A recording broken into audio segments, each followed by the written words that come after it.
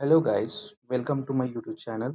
सो आज इस वीडियोस के सीरीज में हम देखने वाले हैं कि जो भी पीछे पूछे गए क्वेश्चन हैं सीएमए फाइनल लॉ के, और जो कि रेपिटेडली रिपीट होते हैं एंड कुछ क्वेश्चंस क्वेश्चंस के कंसेप्ट रिपीट होते हैं, तो हम वो क्वेश्चन करने वाले हैं। तो चलिए शुरू करते हैं फर्स्ट चैप्टर के साथ। सो फर्स्ट क्वेश्चन हमारा पूछा है, right, define the term promoter. हमने सब सुना है प्रमोटर क्या होते हैं, राइट। हम जानते हैं कि प्रमोटर क्या होता है, किसी कंपनी में प्रमोटर कौन होता है, ठीक है। जो कि क्वेश्चन पूछा है जून 2015 में 3 मार्क्स के लिए। तो अभी देखते हैं कि क्या होता है। तो section 2 sub section 29 of the company act 2013 क्या करता है, प्रमोटर को डिफाइन करता है। कौन सा सेक्शन? सेक्शन 2 सब सेक्शन 69, जो किसको डिफाइन करता है कि प्रमोटर कौन होते हैं। तो प्रमोटर कौन, तो चलिए देखते हैं। तो प्रमोटर क्या होता है, who has been named such as in prospectus or identified by the company in the annual return, ठीक है। जिस जो कहाँ होता है, प्रोस्पेक्टस में होता है और आइडेंटिफाइड बाय द कंपनी इसमें एनुअल रिटर्न में होना चाहिए। Who has the control over the affairs of the company, जिसपे जिसका किस पे कंपनी के अफेयर्स पे कंट्रोल होना चाहिए, डायरेक्टली और indirectly. As a share holder हो सकता है, डायरेक्टर हो सकता है, और अदरवाइज कोई और हो सकता है, ठीक है। इन नेक्स्ट क्या बोलता है, in accordance which advice, direction or instruments of board of directors of the company are comes to act, ठीक है। उनको काम उस पे एक्ट करना पड़ेगा। Provide that nothing in subclause C shall apply to a person whose acting is merely the professional incapacity। अगर कोई प्रोफेशनल सीए में कोई काम करता है तो वो हम सब क्लास में उसको नहीं कंसिडर करते हैं कि वो प्रमोटर है, ठीक है। तो कंपनी क्या बोलती है, अगर कोई प्रमोटर है तो कौन प्रमोटर हो सकता है, जिसका नाम कहाँ होना चाहिए, कंपनी के प्रोस्पेक्टस में होना चाहिए, और कंपनी उसको आइडेंटिफाई करके बताती है कि ये प्रमोटर है। उसका नाम किस में आता है, एनुअल रिटर्न में आता है। Second, who has control over the affairs of the company, जिस पे कंपनी का अफेयर्स कंट्रोल हो, डायरेक्टली और इनडायरेक्टली, जिसकी वजह से जो कौन हो सकता है, एक शेयर होल्डर हो सकता है, डायरेक्टर हो सकता है, और कोई भी हो सकता है, ठीक है। और या तो जिसकी का एडवाइस है कंपनी या डायरेक्शन या इंस्ट्रूमेंट जो भी बोर्ड का डिसीजन लेती है, वो क्या होता है, एक प्रमोटर होता है, जो कि इसमें है सेक्शन 2 सब सेक्शन 69 में है। नेक्स्ट क्वेश्चन देखते हैं, क्वेश्चन नंबर 2, जो कि 2015 में पूछा है 2 मार्क्स के लिए। अगर ये अभी एमसीक्यू के लिए आ सकता है। देखते हैं क्या क्वेश्चन बोला है। State whether the following statement is correct और इनकरेक्ट। मतलब आपसे पूछा है कि स्टेटमेंट जो दे रहे हो सही है या गलत है, ठीक है। तो क्या क्वेश्चन पूछ रहा है, as per companies act 2013 listed company means a public company which have any its security listed और एनी रिकॉग्नाइज्ड एक्सचेंज, जो कि क्या है कि इनकरेक्ट है, ठीक है। क्यों इनकरेक्ट देखते हैं। तो लिस्टेड कंपनी का मतलब क्या होता है, company have any of its security listed on any of the recognised stock exchange, ठीक है। यहाँ पे क्या बोला था, company means which have any its security, तो वही बोल रहा है कि एक है इनकरेक्ट है,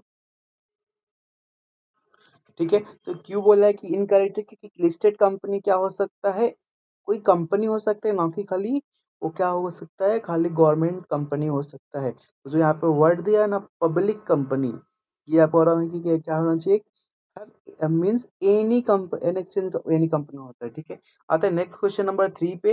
नेक्स्ट क्वेश्चन नंबर नेक्स्ट 3 क्या बोला, explain the power of securities exchange SEBI का रेगुलेट पावर पूछा है to regulate issue and transfer of security under the companies act. तो क्या पूछा है, सेबी का, इसने क्या पूछ लिया, पावर, ठीक है, सेबी बोर्ड का। चलिए देखते हैं वन बाय वन क्या है, जो कि अभी रिसेंटली क्वेश्चन एग्जाम में भी आके गया है। तो देखते हैं, as per section 24 of the companies act 2013, SEBI का पावर किस में है, सेक्शन 24 में है of companies act. SEBI has or regulatory power over the issuance and transfer of securities, ठीक है। किस पे, सिक्योरिटी इशू करने के एंड ट्रांसफर करने के राइट्स किसके पास है, सेबी के पास है। And non payment of dividend, अगर कोई डिविडेंड पे नहीं करती है, लेकिन किस किस के लिए है, तो लिस्टेड कंपनीज के लिए है। Companies that intend to get the security listed, private and unlisted company, the above power remain in with central government, ठीक है। तो सेबी रेगुलेट क्या करता है, आईपीओ, एफपीओ, राइट इशू और preferential allotment under the issue and disclosure of companies requirement regulation 2018, ठीक है। तो कोई सेबी क्या रेगुलेट करता है, कोई आईपीओ इशू कर रहा है, एफपीओ इशू कर रहे हैं, राइट इशू कर रहे हैं, उसके लिए। नेक्स्ट क्या बोलता है, ensure power of disclosure in prospectus, fair pricing भी इसमें बताओ तुम्हें, and compliance with the list of norms, जो भी नॉर्म्स है उसको फुलफिल करना है।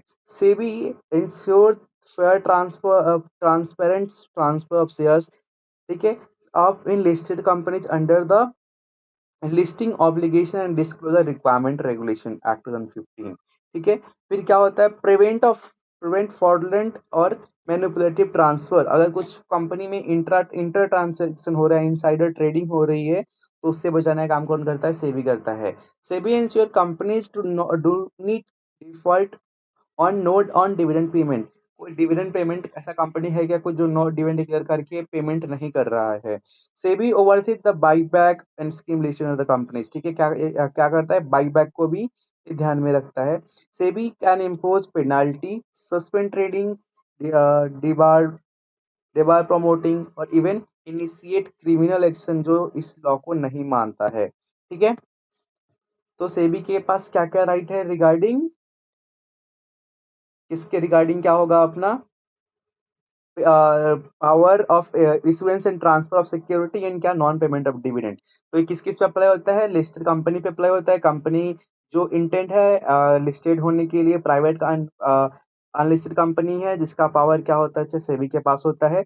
सेबी रेगुलर क्या करता है, आईपीओ एफपीओ और जो भी प्रेफरेंशियल अलॉटमेंट होने वाले होते हैं वो, फिर देखता है कि इन प्रॉपर डिस्क्लोजर है कि नहीं इस प्रोस्पेक्टस में, फेयर प्राइसिंग क्या दिखा है, कंप्लायंस लिस्टिंग नॉर्म्स फॉलो कर रहे हैं कि नहीं कर रहे। सेबी इंश्योर करता है कि फेयर एंड ट्रांसपेरेंट ट्रांसफर हो रहा है कि नहीं, कि किसी और को देखे किसी और को ट्रांसफर कर रहे हैं। फिर प्रिवेंट करता है फ्रॉडलेंट ट्रांजेक्शन से बचने के लिए भी बताता है। फिर बताता है कि कुछ प्रिवेंटिव फ्रॉडलेंट ट्रांजेक्शन नहीं हो रहे हैं ना। फिर बोलता है कि कुछ इनसाइडर ट्रेडिंग से बचाता है हमें। सेबी एक कंपनी इंश्योर करता है, सेबी इंश्योर करता है कि कोई ऐसा नहीं है कि डिविडेंड पे करके डिक्लेयर करके पेमेंट नहीं हुआ है। तो सेबी क्या कर सकता है, पेनल्टी भी इम्पोज कर सकता है, ट्रेडिंग भी सस्पेंड कर सकता है, ठीक है। तो ये थे power of SEBI. Next question number पूछा है, जो कि 3 मार्क्स से पूछे 2018 में। क्या क्वेश्चन पूछा है, state the different types of penalty. क्या पूछ लिया अभी, टाइप्स ऑफ पेनल्टी पूछ लिया, जो कि ऊपर सेबी का पावर है, ठीक है, अंडर द कंपनी एक्ट 2013, ठीक है। तो फाइन के टाइप्स कितने होते हैं, तो फाइन के 5 टाइप्स होते हैं। टाइप्स ऑफ फाइन कितने हैं, 5 है। टाइप्स ऑफ फाइन कितने हैं, 5। कौन कौन से हैं, फाइन और लिखा लिए हम फाइन भर सकते हैं, इम्प्रिजनमेंट और फाइन, या तो जेल हो सकती है या तो फाइन भरो, ठीक है। या तो क्या हो सकता है, इम्प्रिजनमेंट और फाइन और बोथ, या तो तीन दोनों हो सकता है या तो कोई एक हो सकता है। इम्प्रिजनमेंट एंड फाइन हो सकता है, एंड इम्प्रिजनमेंट ओनली हो सकता है, ठीक है। तो मतलब सिंपली आपको तीन दिख रहा है यहाँ पे, फाइन, इम्प्रिजनमेंट और, ठीक है, दो दिख रहा है। तो एक केस में आपको खाली फाइन, खाली इम्प्रिजनमेंट, और इम्प्रिजनमेंट और फाइन दोनों हो सकता है, या तो अभी रिवर्स हो जाएगा, इम्प्रिजनमेंट फाइन और इम्प्रिजनमेंट खाली जेल होगा आपको, ठीक है। अब the above the offence refer in first 3 points are compoundable and other 3 are not compoundable. Means ये तो साथ में हो सकते हैं साथ, बट ये अलग अलग होंगे, ठीक है। नेक्स्ट बोला है, although company has an artificial person, company क्या है, आर्टिफिशियल पर्सन है, can it can still own property enter into the contract commit, क्यों हो सकता है, कंपनी एक का आर्टिफिशियल पर्सन है, ठीक है। देखते हैं इसमें इसका आंसर क्या दिया है। तो it is true that company is an artificial person, it is created by law, ठीक है। कंपनी क्या आर्टिफिशियल पर्सन है और क्रिएटेड बाय किसके, लॉ के है, ठीक है। However, like any other natural person, a company can also own its property to enter into the contract, right? Being an artificial person, a company enter into the contract through board of directors, ठीक है। Board of directors के वो business को run करते हैं, company को run करते हैं। Board of directors can enter an agreement into the agreement with the other indicates that the company approval through the common seal के थ्रू वो क्या कर सकते हैं, एंटर कर सकते हैं board of directors. Even though the company is an artificial person, intangible entity, the law treat it as a person, ठीक है, क्योंकि हमने पर्सन का डेफिनेशन में डीटीए में देखा है कि ये क्या है, पर्सन, कंपनी भी एक पर्सन है, capable of owning assets and entering legal relationship like any natural person, ठीक है। This is the one of the fundamental principle of corporate law and what give companies such broad utility in commerce, ठीक है। तो आपको answers ऐसे लिखने हैं। Next question पूछता है state briefly the requirement relating to filing of accounts with ROC by a foreign company in respect to the global business as well as in business in India। मतलब मुझे foreign में business करना है और मुझे India में business करना है, तो उसके प्रोविजंस क्या है। तो according to section 381 of the companies act 2013, foreign company क्या होता है, having a place of business in India is required to file certain financial documents every year within the register of company. मतलब अगर कोई company है, foreign company जिसका क्या है, प्लेस ऑफ बिजनेस की तरह इंडिया में है, तो उसको सर्टेन डॉक्यूमेंट्स फाइल करने पड़ते हैं एवरी ईयर विथ आरओसी। तो कौन कौन है, फॉर ग्लोबल बिजनेस, अगर वो ग्लोबली बिजनेस कर रही है तो the balance in profit and loss account of parent company that जो globally operation हो रही है must be filed. These documents should be translated into English if originally prepared in any other language। अगर आप कोई और लैंग्वेज बना रहे हो तो उसको किस में ट्रांसलेट करो, ट्रांसलेट इनटू द इंग्लिश करो। Okay, for foreign place business, अगर आप क्या इंडिया में बिजनेस खाली कर रहे हो तो a separate statement of business operation relating to the business carried in India must also be filed। ठीक है, तो आप इंडिया में करते हो तो उसके साथ में क्या चाहिए, और रिलेटिंग टू द बिजनेस जो कि आप इंडिया में बिजनेस कैरी कर रहे हो उसका भी आप फाइल करोगे। इसमें क्या क्या इंक्लूड होगा, तो इसमें इंक्लूड होगा आपका statement of assets and liability and details of income and expenditure. मतलब सिंपली अगर बात बोले तो आपका शेड्यूल 16 की रिक्वायरमेंट है यहाँ पे। ठीक है, तो नेक्स्ट क्वेश्चन देखते हैं, क्वेश्चन नंबर 7। क्या पूछा है, a company can incorporated outside India having shareholder who are all are Indian citizen, examine and state whether the above company can be considered as a foreign company under the Companies Act। तो क्या पूछा, अगर कोई company incorporate हो रही है अब India के बाहर और जिसके सारे शेयर होल्डर क्या है, इंडियन है, इंडियन सिटीजन है, तो बताना है कि क्या कोई कंपनी ऐसा कंसिडर हो सकती है कि वो फॉरेन कंपनी है अंडर द कंपनी एक्ट 2013। ठीक है, तो इसका आंसर क्या है देखते हैं। तो as per section 2 subsection 42 of companies act 2013, any company or body corporate incorporated outside India, ठीक है, कहाँ पे हो रही है इनकॉर्पोरेट, कहाँ पे हो रही है, outside India, which has place of business in India whether by itself or through an agent physically or through electronic mode conduct any business of activity in India। ठीक है, in any other manner the residency or citizenship of shareholder or director does not change the status of the incorporation।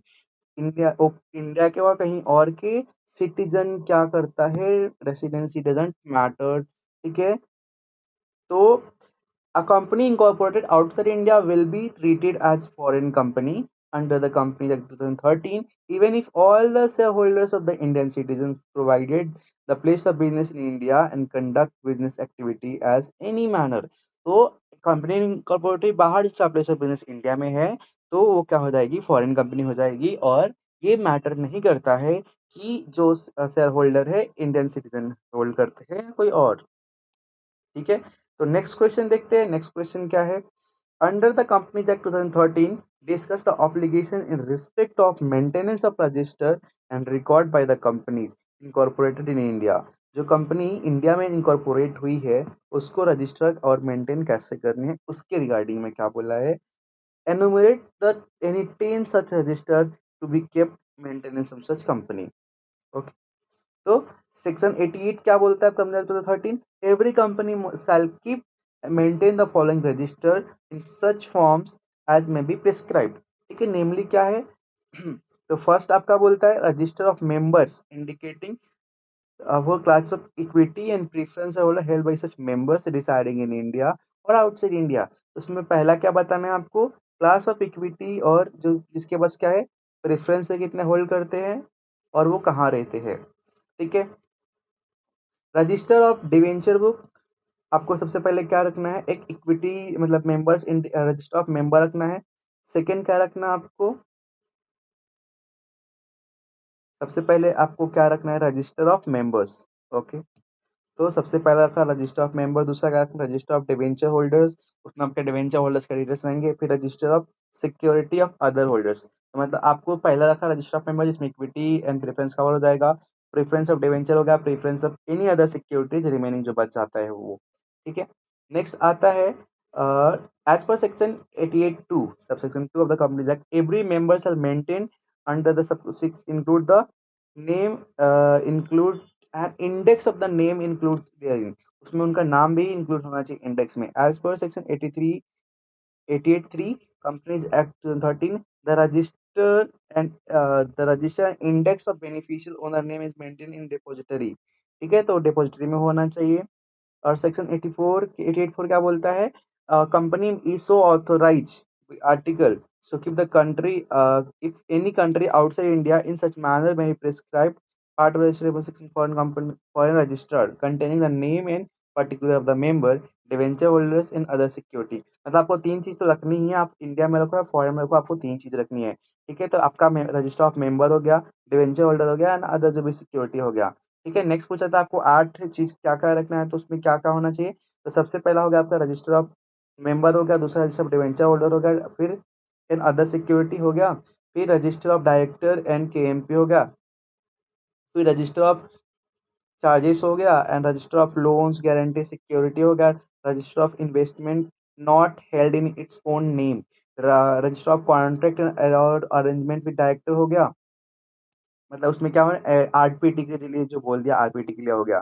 ठीक है, तो register of related party transaction हो गया, power of register of ESOP हो गया, minutes book हो गया and general meeting हो गया, ये आपको मेंटेन।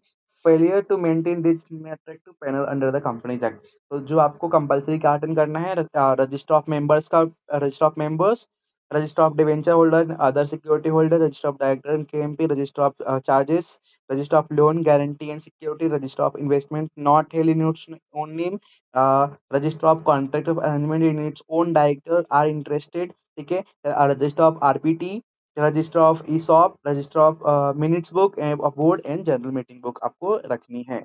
अदरवाइज आपको क्या पे करना पड़ सकता है, फाइन पे करना पड़ सकता है। अब आते हैं, ये हमारे थे कुछ डायरेक्ट क्वेश्चन, अब आते हैं हम केस स्टडी पे। ठीक है, तो केस स्टडी पे जब हम आते हैं तो एक बेसिक कंसेप्ट देख लेते हैं, बेसिक कंसेप्ट क्या है। ठीक है, तो चलिए हम देखते हैं, देन उसका हम पढ़ेंगे। तो अ कंपनी में be incorporated in Malaysia has established place of business in India or document required to furnish establishment of business under the Companies Act। जो अभी हमने जस्ट नाउ क्वेश्चन पढ़ा उसके ऊपर ही पूछा है, what are the document etcetera to be delivered in register of the company. ठीक है, सेम क्वेश्चन घुमाया है। नेक्स्ट वापस पूछ रहा है 2021, पहला आया 15 में, 2015 में सेम क्वेश्चन आया, फिर 17 में सेम क्वेश्चन आया एंड 2021 में क्वेश्चन आया। तो देखो क्वेश्चन जो हमने पढ़ा था ऊपर, सेम क्वेश्चन पूछा था, एक क्वेश्चन का भी पूछा था, देखते हैं। ये आपका आया था जून 25। देखो फ्रीक्वेंसी जून 25 में आया था, लेटर ऑन फिर कभी आया था ये, उसके पहले केस स्टडी में पूछ लिया था 2015 मार्क्स का, फिर जून 2017 में आया था एंड दिसंबर 2021 में आया था। तो समझो कितना फ्रीक्वेंसी पूछ रहा है ये। ठीक है, तो ऊपर वाला आपका इसका आंसर आपका जो ऊपर वाला ही हो जाएगा। ठीक है, अब आते हैं जून 2025 का क्वेश्चन नंबर 3, देखते हैं इसमें क्या पूछता है। Miss messrs variety stores limited is planning to buy back its securities. ठीक है, the current year but the company has defaulted the payment of term loan and interest to the bank to the its bankers.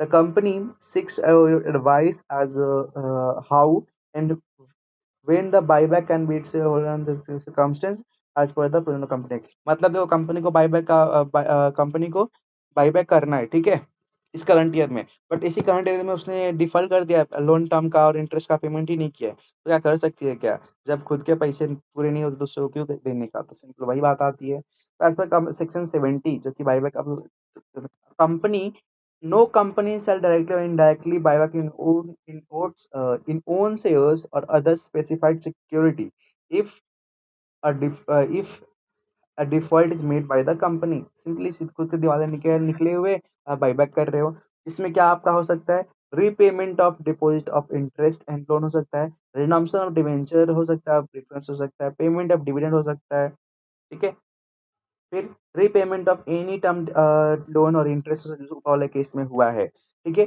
तो provided that if any default is main in remedied in period of 3 years elapsed after such default is ceased to subsist then the company can buy back in future। ठीक है, तो आपने जब default किया था तो default करने के 3 साल बाद आप ये बाईबैक कर सकते हो, विद इन 3 इयर्स बाईबैक नहीं कर सकते हो।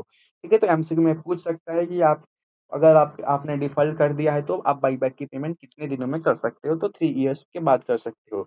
दस a company can not by back it's shares and in the current year, but can be buy back in the same 3 years after the default is made is good। ठीक है, next question जून 2050 में पूछा है। हमें भी देखें कि उनके रैपिडली कितने बार क्वेश्चन पूछा है और क्या क्या पूछा है। ठीक है, Q limited has been defaulted payment due to the financial institution during the financial 2014, the same is remain outstanding as 2013 31st March 2014।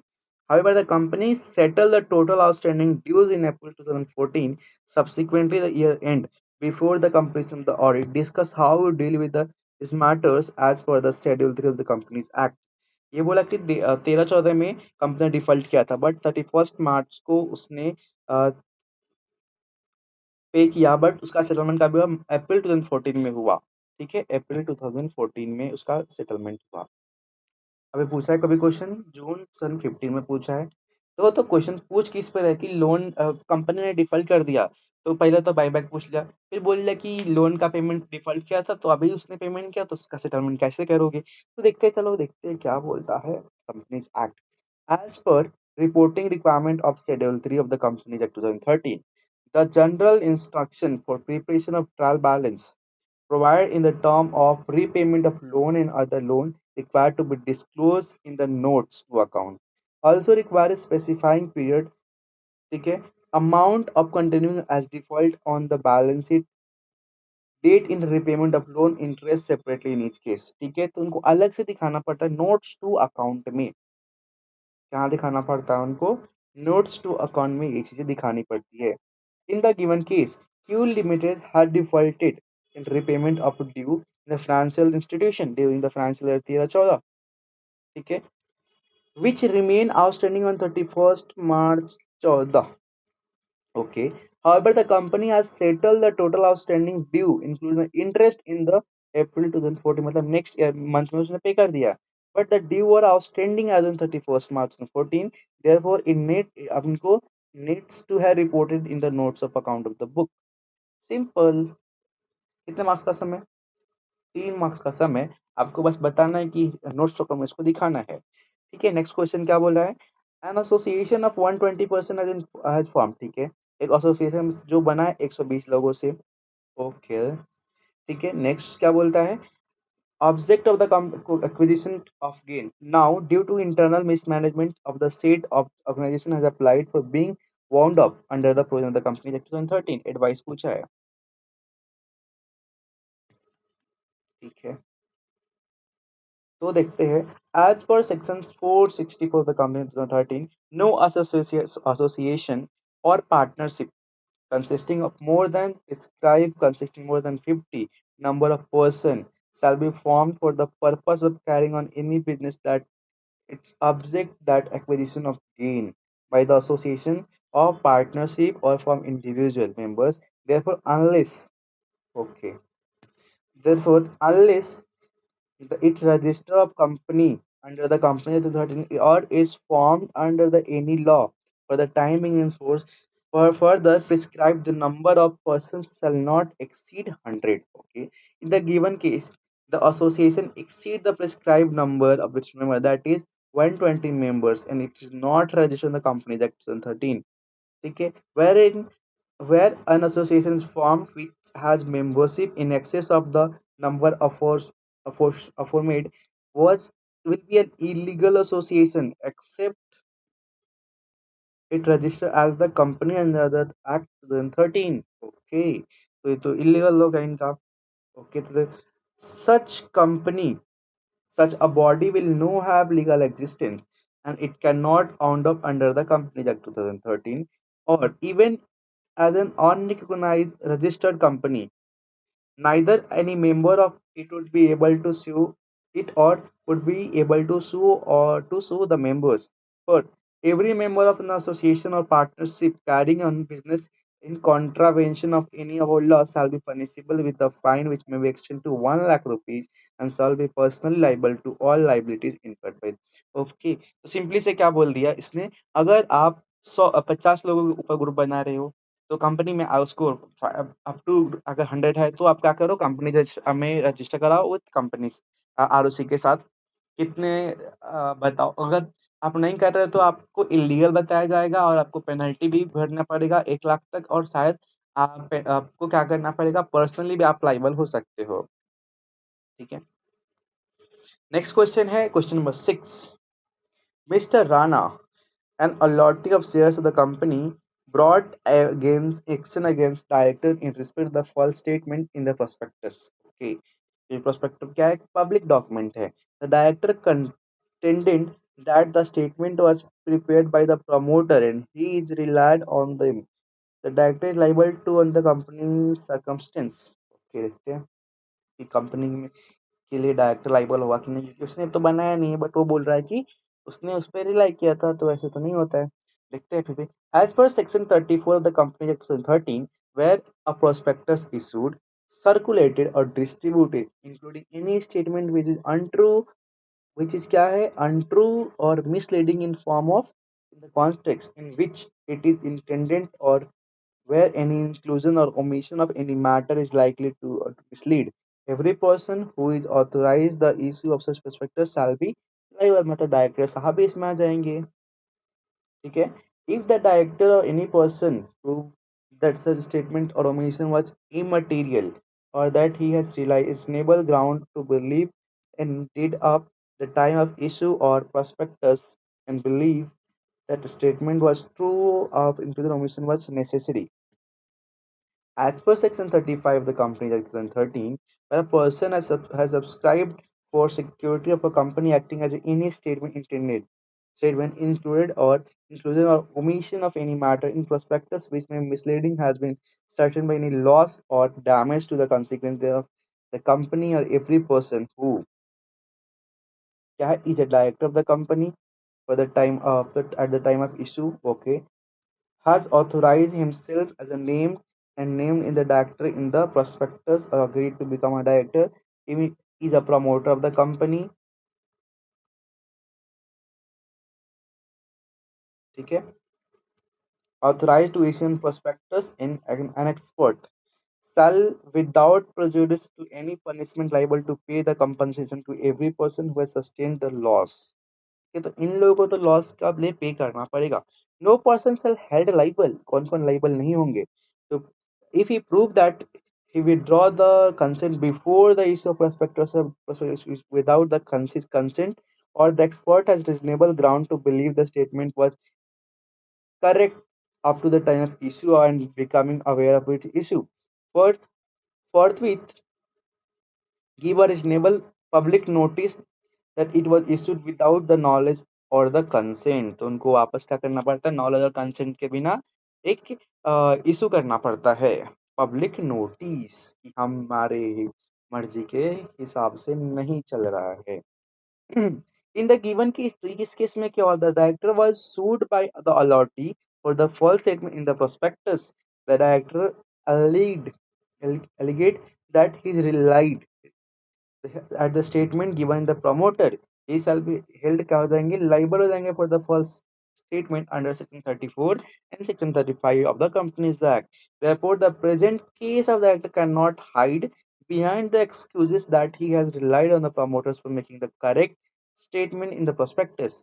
He will be held liable for misstatement of the। तो कहानी इस question का simple सा meaning ये हो गया कि कौन कौन लाइबल होंगे। ठीक है, तो कौन कौन लाइबल होगा भाई, तो सबसे पहले कहानी मतलब क्वेश्चन ये बताता है कि प्रोस्पेक्टस में अगर कुछ मिस्टेक होता है तो आपको बताना होता है। पब्लिक नोटिस में बताओ कि अगर आपके बिना सहमति के होता है तो उसके लिए पब्लिक नोटिस बताओ कि हाँ ये गलत चीज गलती से हुआ है, मेरे मर्जी के खिलाफ हुआ है। ठीक है, तो नहीं तो आप क्या हो जाओगे, पनिशेबल हो जाओगे पर्सनली। ओके मैन, ठीक है, ये समझा। नेक्स्ट क्या है, नेक्स्ट पूछा है बोर्ड डायरेक्टर्स क्या पूछा है, board the board of directors of the complex Limited decided to pay 5% issue price of the shares underwriting commission to the underwriter. ठीक है, 5% पे करेंगे इश्यू प्राइस इसको, अंडरराइटर्स को आपने अंडरराइटिंग ऑफ शेयर्स पर रखा इंटर में. On the other hand the AOA of the company permit only 3% commission, जबकि एओए में क्या लिखा है, 3% ही लिखा है. The board directors further decide to pay the commission out of the proceeds shares capital. Are the decision to be taken by the board BOD will be valid or not? Okay man, लिखा है 3% दे रहा है 5%, जो कि पूछा है question number 3 marks के लिए. My God. Okay, as per rule 313 of the companies act, prospectus and allotment of securities. 14, a company may pay up to how much, 5% commission of issue price under the underwriting commission, but subject to maximum prescribed under the company's article of association. Out of the proceeding, the issue of prospectus of the issue or profit of the company or both. In the given case, the AOA is prescribed kitna 3%, company may decide to 5%, which would amount to contravention of the provision. Thus, company cannot pay more than 3%, but can will pay out the proceeds of the share capital, but can will pay out the proceeds of the share capital. ठीक है, as a commission company कितना ही पे करेगी, 3%. अगर company maximum 5% पे कर सकती है, बट अगर एडिशनली पे करना है तो कंपनी कितना पे करेगी, 3% पे कर सकती है. ओके, नेक्स्ट क्वेश्चन देखते हैं. Question number 8, universal. ओके, कौन है यूनिवर्सल, अ फॉरेन कंपनी है. ठीक है, इनकॉर्पोरेटेड इन ऑस्ट्रेलिया हुई है. Okay, was carrying on its business in Delhi related to manufacturing of automobiles part due to the failure of compliance with the respective law of the country under which the incorporated it is ceased or exist. ठीक है, decide the light of the company status of the company and effect of the conduct of the business in India. ठीक है, कोई company जो थी कहाँ पे थी, फॉरेन कंपनी है जो ऑस्ट्रेलिया में इनकॉर्पोरेट हुई थी, बिजनेस चला रही थी दिल्ली में. अगर वहां पे उसका कुछ तो लफड़ा हुआ, कंपनी क्या हो गई, बंद हो गई, तो उसका बताना प्रोविजन इंडिया में क्या इफेक्ट पड़ेगा.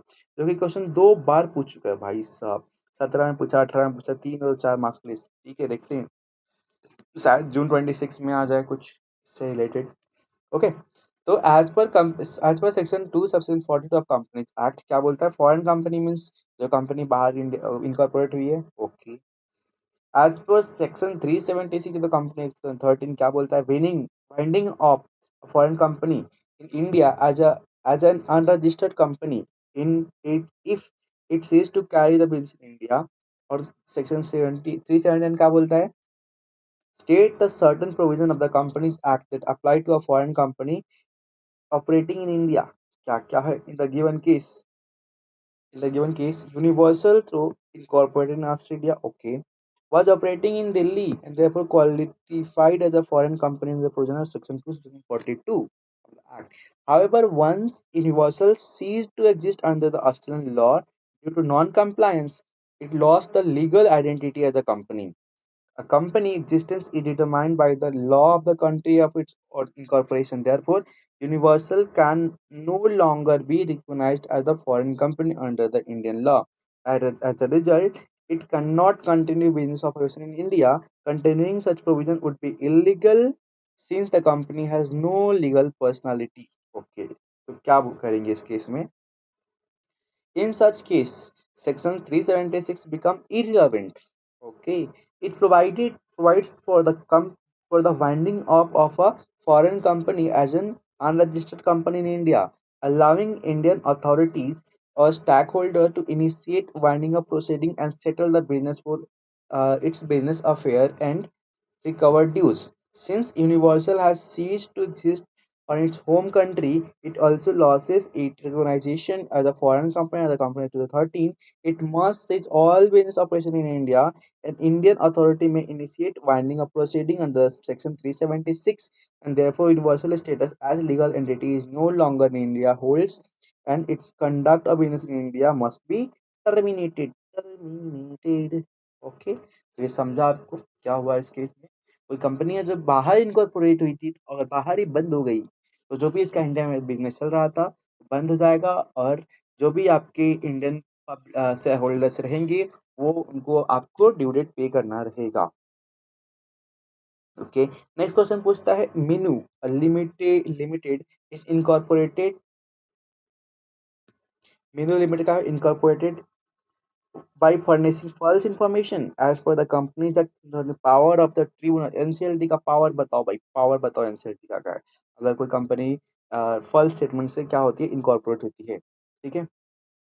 तो as per section 7 of companies act 2013, if company such as Minu Limited has incorporated with by furnishing false statement and information representing by suppressing material fact, uh, then the tribunal may an application made to the suo motu pass the order and think fit, including क्या क्या देखता है, directing that the incorporation is void of initio।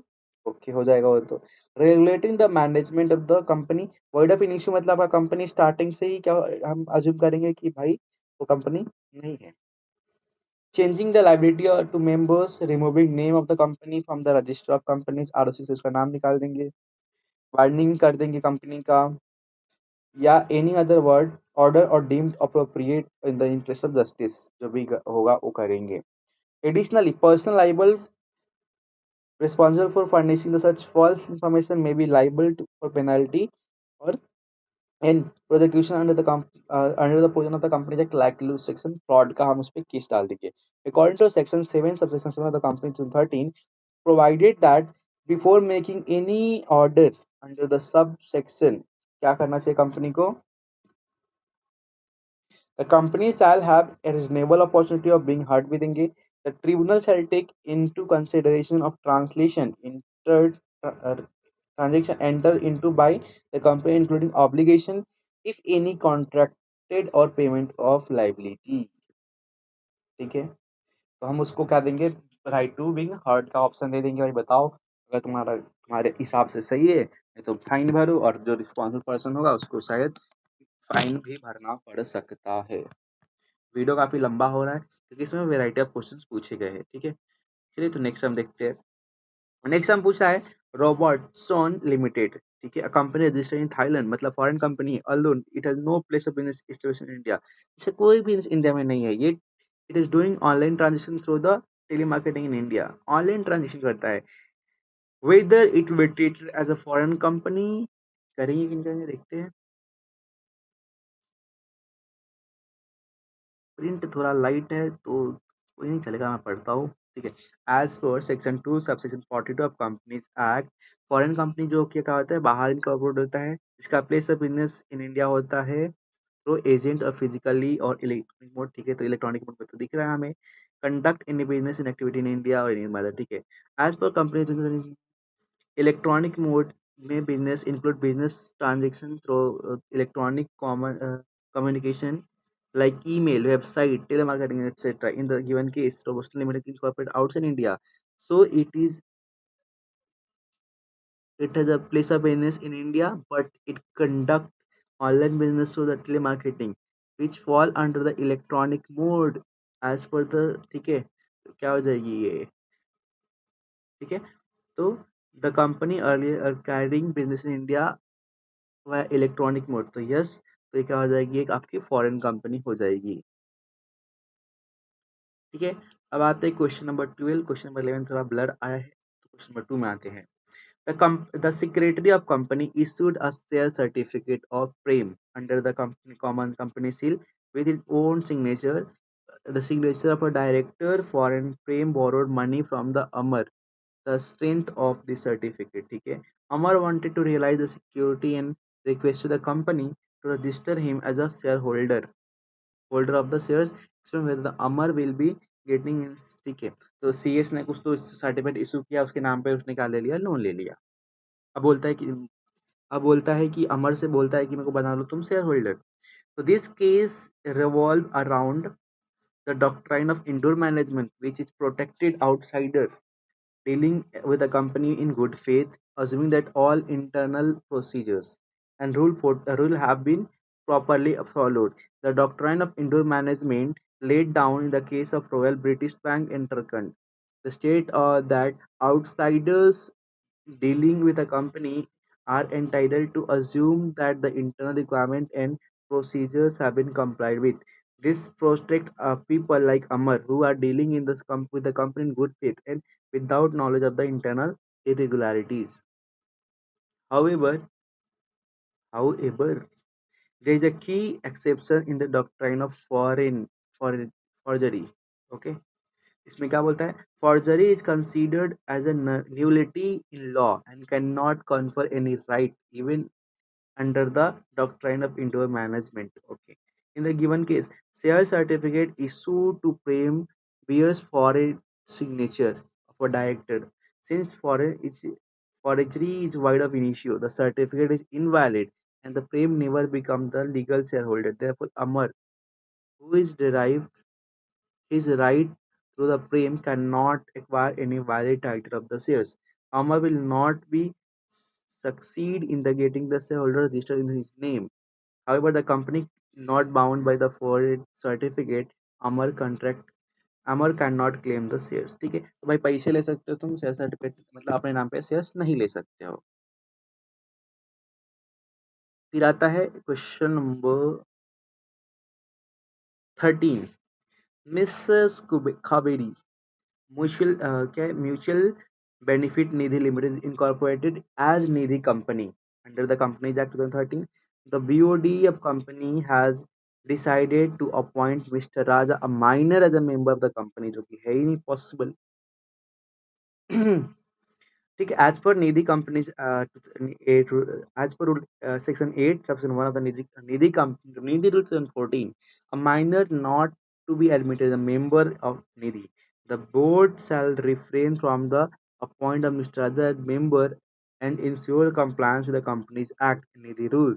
If the intention to make provision of minor, that is for saving the on the behalf, it may be done through the natural and legal guardian, but membership cannot be directly granted to the minor. Okay. Based on the above, Raja being a member cannot appoint it as a member of Messrs Kaberi Mutual Benefit Nidhi Limited. Okay. अब आते हैं जून 2019 के समय.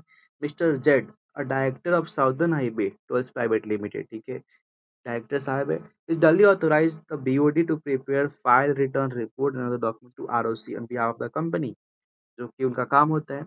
दो he file all the documents through ROC on time, it was subsequently found that the file documents were false and inaccurate in respect of the material particulars. Knowing it to be false, submitted to the ROC. उनको पता था कि document गलत है, फिर भी उन्होंने submit कर दिया. तो क्या कर सकते हैं इस केस में? तो क्या कर सकते हैं? तो as per section 448 of the company act 2013, क्या बोलता है? Save as otherwise provided in this act, even if return, report, certificate, financial statement, prospectus statement, or any other document required by your court for the purpose of provision, Rule 3 thereunder, any person make a statement which is false in material particulars, knowing it to be false, or omits any material of the fact, knowing it to be material, shall be liable under section 447. As per section 48 of the Company Act, क्या बोलता है? Without prejudice to any liability, including repayment of any debt to this act or any law for making time being in force, or any who is found to be guilty of fraud involving any amount at 10 lakh or 1% of the turnover of the company which is lower. ठीक है, तो क्या होना चाहिए? 10 लाख होना चाहिए company का, 1% of the turnover of the company which is lower shall be punishable with imprisonment. कितना? 10 साल का, 6 साल का हो सकता है, मैक्सिमम 10 साल का.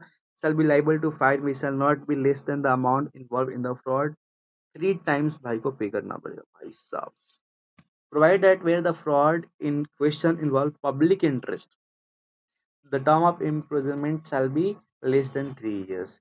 Provide further that where the fraud involves the amount less than 10 lakhs or 1% of the turnover of any company, whichever is lower, does not involve any public interest, any person guilty such fraud shall be punishable.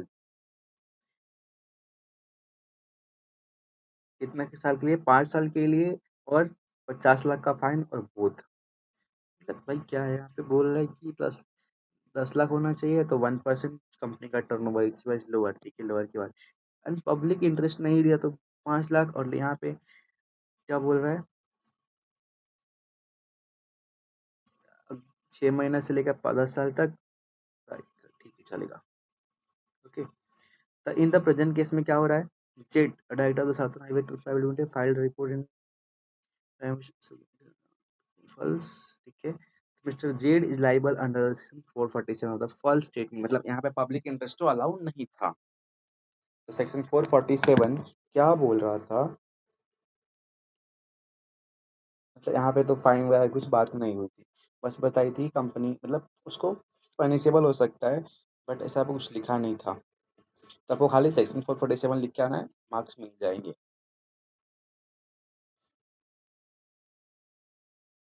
अब आता है वापस एक निधि company का, वापस एक सम आ गया। क्या पूछा है? सोमा निधि लिमिटेड का prospect purposes to reappoint Mr. X, okay, a director who has completed a term of 10 years of the consecutive term, 10 साल का उसने टर्म कंप्लीट कर लिया है। अब बताना है कि आगे वो रहेगा कि नहीं रहेगा, ठीक है। तो as per rule 17(2) of Nidhi company, director of Nidhi company shall not hold more than 10 year of the consecutive, मतलब कोई डायरेक्टर 10 साल तक ही कंपनी में डायरेक्टरशिप होल्ड कर सकता है। After completing the 10 year of the consecutive years, a person shall be eligible for the reappointment only after cooling period of 2 years, मतलब 2 साल के बाद वापस आके अपॉइंट होगा। During the cooling of period, the individual shall not be appointed in any capacity directly or indirectly in the Nidhi company. Okay. In the given case, Mr. X already completed 10 years. Soma Nidhi Limited is proposing to be reappointed him immediately without the cooling period. The reappointment proposal of Mr. X is क्या हो जाएंगे? Invalid under rule 17 subsection 2 of the Nidhi 14 cooling period कितना? 2 साल को उनको mandatory है कि जो चाहिए ही चाहिए। नेक्स्ट क्वेश्चन नंबर 16 पूछता है, मोन इलेक्ट्रॉनिक लिमिटेड इस कंपनी विच में भी Surya power supply limited is holding कितना? 60% पेड अप शेयर कैपिटल। इसका हम करेंगे अपना दिसंबर का, दिसंबर पे हम आ गए। राइट राइट राइट, ठीक है। तो कंपनी है, इसमें 60% से होल्ड करते हैं। One of the share holder S made the charitable trust and donated his 10% of the shares and 50 crore to other trust. He appointed Mr. M as a trustee. All the assets of the trust are held by the name of A. Can a subsidiary hold share of its holding company in this way? वापस पढ़ते question क्या बोला है? Moon electronic limited है, company है, which is Surya power supplier limited. ये company है, ठीक है, जिसमें क्या है? इन विच सूर्या का कितना है? 60% है। वह जिसका एक सा होल्डर है एस, एक चैरिटेबल बनाता है और डोनेट करता है 10% S in S and 50 crore the trust, उसको हमने एम को अपॉइंट कर लिया एज अ ट्रस्टी। तो ऐसा क्या कर सकते हैं क्या? तो as per section 19 subsection 1 of the company act क्या बोलता है? No company shall either by itself or through its nominee hold any share in the holding company. No holding company shall allow transfer share its subsidy, ठीक है। ठीक है, अगर कोई अपने नाम पे करता है तो क्या हो जाएगा? वो वाइड हो जाएगा, ठीक है। तो प्रोवाइडेड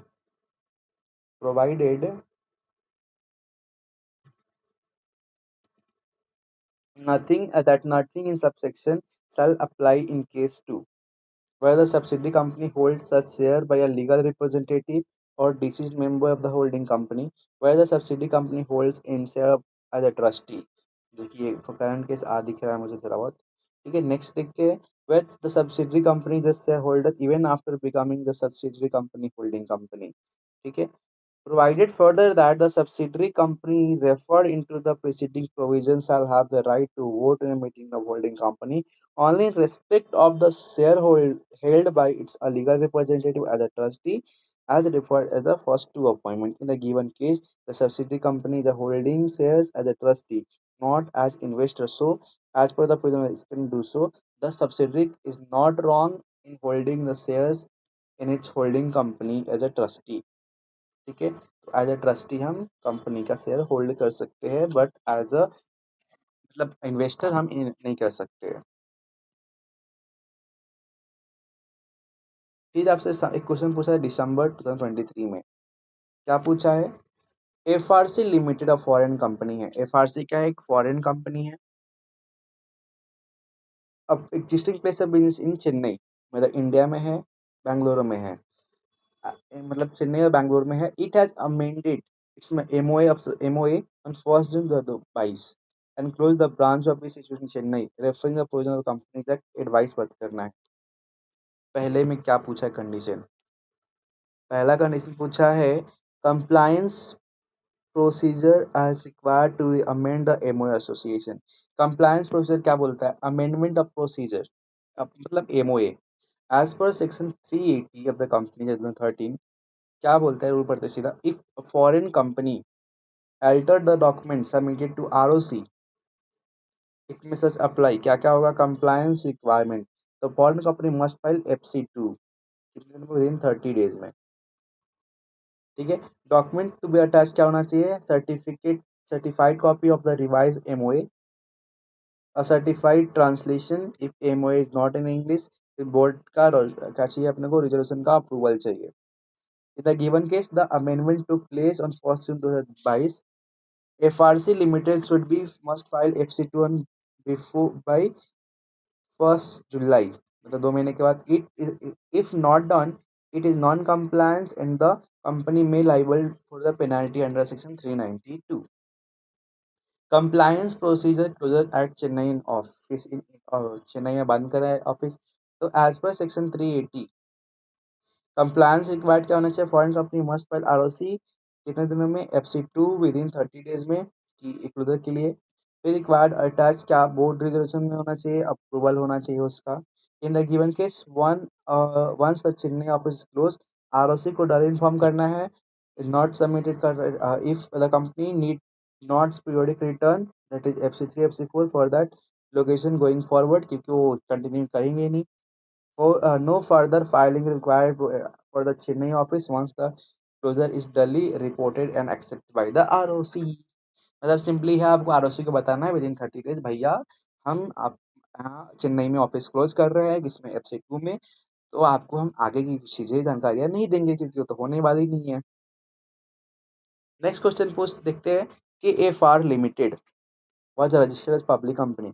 एफआर का एक पब्लिक कंपनी है, देयर आर 230 मेंबर्स है। ठीक है, तो क्या बोला? डायरेक्टर एंड द रिलेटिव 50 लोग हैं, employ 15, ex employ shares were allotted when the employ, ठीक है 10 लोग हैं। 5 कपल जो कि कितने ज्वाइंटली शेयर होल्ड कर रहे हैं, हम लोग 10 लोग हैं। अदर्स 145 लोग हैं। ये मतलब पूरा कितना? 230 लोग। तो क्या क्वेश्चन में क्या पूछ रहे हैं? The BOD the company proposes to convert into a private company, advise whether the company number of members, मतलब 230 अपना कितना maximum number of member in public private company कितना है? 200। तो हमारे पास 230 है, तो पूछ रहे हैं कि कौन से मतलब हम 200 में कन्वर्ट कर सकते हैं क्या? तो as per section 2 subsection 68 of the company act 2013, private company means a company having कितना minimum paid up share capital as में प्रिस्क्राइब है। ठीक है, यहाँ पे कुछ इन्फॉर्मेशन दिया है क्या? नहीं दिया है, तो हम अभी नंबर से हमें देखना पड़ेगा। ठीक है, तो देखते हैं यहाँ पे क्या बोला है। Restrict the right of transfer of share, okay, right transfer नहीं कर सकते except in case of OPC. Provide that the jointly shall be treated as single members. ठीक है, तो हम वहाँ पे अगर सिंगल तो 5 लोग ही ज्वाइन किए थे। Person who are in employment the company, person who have been formerly of the employment of the company where the members of the company while their employment have been continued as a member of the company shall not be included in the। तो फिर अपना वो कितने लोग थे? जो x employ 10 लोग और निकल गए और 5 लोग यहाँ से निकल गए, तो कितना हो गया? 10 5 15 लोग निकल गए, 15 को और निकालना है। Prohibits any invitation to the public or subscribe for any securities of the company, ठीक है। इन the given case total number of member कितने हैं? 145, सॉरी 200 होने चाहिए। कैसे? तो 50 डायरेक्टर रिलेटिव, ठीक है, टू बी अकाउंटेड। क्या बोला? डायरेक्टर रिलेटिव कितना होना चाहिए? 50। क्वेश्चन में कह देता 50, ठीक है। एम्प्लॉय कितना बोला है? नॉट टू बी काउंटेड, जो 15 एम्प्लॉय है काउंट नहीं होंगे। क्यों? क्योंकि वो क्या कर काम करने वाले ना कि हमारे शेयर होल्डर्स है। एक्स एम्प्लॉय जो है वो भी नहीं काउंट होंगे, और जो 5 ज्वाइंट होल्डर थे to be counted as single member, so 5 ही काउंट होंगे। तो कितने निकल गया अपना? देखो, एक ए निकल गया, 50 निकल गया, 50 है अपने पास, ये निकल गया, एक्स एम्प्लॉय निकल गए, और ये ज्वाइंटली को हम खाली 5 कंसिडर कर रहे हैं। तो कितने बच रहे हैं अपने पास? 100। देखो 100 शेयर होल्डर्स बच रहे हैं ना, ये देखो 145, कितने अदर्स 145 है। तो अपने पास कितना हो गया? ये सॉरी, ये काउंट कर लिया हमने, और 145 काउंट कर लिया, 195, और ये 5 कितना हो गया? 200 हो गया, समझे? ठीक है, तो 200 देखो हो गया। तो no reduction in the number of members are necessary because the GFR limited has only 200 countable members, which compliance with the maximum limit for a private company under the Company Act 2013. So the company can proceed with the conversion of the altering the membership with the private company. ठीक है। फिर जून 24 में question पूछा है, mister Paras dealing with the company in the manner compatible with the sum of the articles mentioned in the article of association of the company will be the consent for the same is an exemption। देखते हैं, when Mr. Paras deals the company in any man in a manner incompatible with the AOA, consequence the governed by the doctrine of constructive notice and the doctrine of indoor management। doctrine of constructive notice क्या बोलता है? The AOA along with the MOA are public document filed with ROC। Any person dealing with the company deemed to have the knowledge of this content, तो यहाँ पे mister पारस जो है act as a inconsist of the AOA, they cannot enforce us dealing against the company। The company is not bound to the any contract or transaction contrary to its article, so Mr. Paras cannot claim ignorance। However, the doctrine of construct notice is not in the position, but one a negative one like that estoppel which can be forms the part in if it operate only against the person who has been dealing with the company, but not against the company itself। Example, if a AOA article required that any contract above 10 lakh must be signed by the two directors, Mr. Paras get it signed by only one, the company can refuse। ठीक है, तो company क्या कर सकती है? Diffuse कर सकती है डॉक्ट्राइन ऑफ कंस्ट्रक्टिव नोटिस के अकॉर्डिंग। ठीक है, तो उसमें जो लिखा है तुमको करना पड़ेगा। एक्सेप्शन किसको देख के रखा है? Doctrine of indoor management. ये क्या बोलता है? डॉक्ट्राइन ऑफ इंडोर मैनेजमेंट क्या बोलता है? वो बोलता है, this protect outsider dealing in the good faith with the company। Outsiders are not expected to inquire into the internal procedure or clarity of the internal approvals. If the third party who in dealt with Mr. Pass deals in good faith, assuming that the internal process were followed, third party still be protected even if the internal process is defaulted। But if it does not apply, if outsider has actual knowledge of irregularity, circumstances were suspicious, और act as ultra bias, मतलब beyond the power जा रहे हैं हम MOA और AOA के। While the ordinary person dealing in the company bound to assume that the requisite compliance and delegation of power the person dealing in the behalf of the company has been made, he need not prove beyond this ostensible and evident from the action। The above mentioned doctrine of indoor management in limitation in its own. The law will assume that the following information which an outsider is able access and should know have know with minimum effort before dealing cannot be basis of indoor management in his favor। Mr. Paras cannot enforce a transaction that is incompatible with the article unless he qualify under doctrine of indoor management after considering the exception. ठीक है, तो doctrine of indoor management एक exception देता है और doctrine of asset notice बताता है कि तुम्हें क्या करना है, उसके तुमको बियॉन्ड नहीं जाना है। ठीक है, अभी लास्ट के एक क्वेश्चन ही बचे हैं। ठीक है, लास्ट क्वेश्चन पूछा है 2024 में। तो गौतम है जो उत्तर प्रदेश में इनकॉर्पोरेट किया है ओपीसी। ठीक है, in company's law he appointed his brother Rohit as a nominee, both are citizen India citizen है। ठीक है, on the 12/2/2024 Rohit left India permanently to settle in Dubai and was withdrawn the his nomination, you are required to act। ठीक है, और Dubai में क्या हो गया, शिफ्ट हो गया। तो बोलता है what action shall be taken by Gautam if he gets notice of withdrawal of nomination within the time in within what time limit।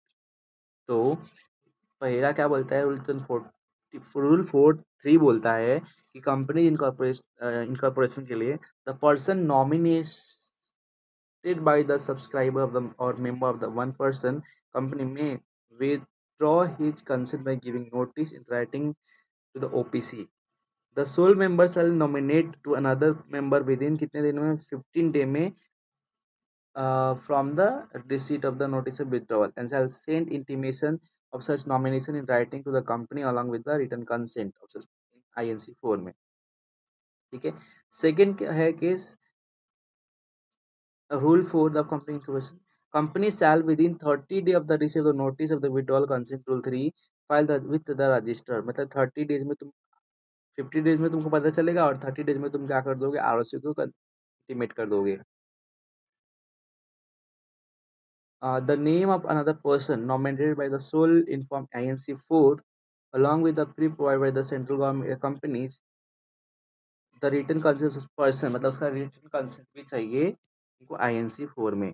फिर रूल 4 क्या बोलता है, नो अब माइनर तो बन ही नहीं सकता है ओपीसी का। ठीक है, और फिर थर्ड केस क्या है आपका 7A क्या बोलता है, if one person of the company of any officer of the company contravene any provision of the rule for OPC of the company or any officer of such person shall be fined with which extend to 5,000 with the further fine which may be extend to 1,000 per day after the first offense during the which is contravention continue। Mr. Gautam shall be appointed nominee within 15 days, intimate ROC को about nomination withdrawal and appoint new nomination within 30 दिनों के अंदर। He cannot appoint a minor and okay if he fails to appoint new nominee you have to face the above mentioned consequence। मतलब 5,000 का fine और 500 रुपए per day from the first day of offence. Okay, तो ये था हमारा first chapter का company act में इनकॉर्पोरेशन का डिवीजन। मिलते ऐसे ही ब्यूटीफुल क्वेश्चंस के साथ जो कि बार बार एग्जाम में पूछे जाते हैं। हम जस्ट गो थ्रू करेंगे एंड देखते हैं कि जैसे आप यहाँ पे गो थ्रू करो एंड जाके मॉडल्स में पढ़ो, it will be surely beneficial for you. Thank you, मिलते हैं नेक्स्ट वीडियो में।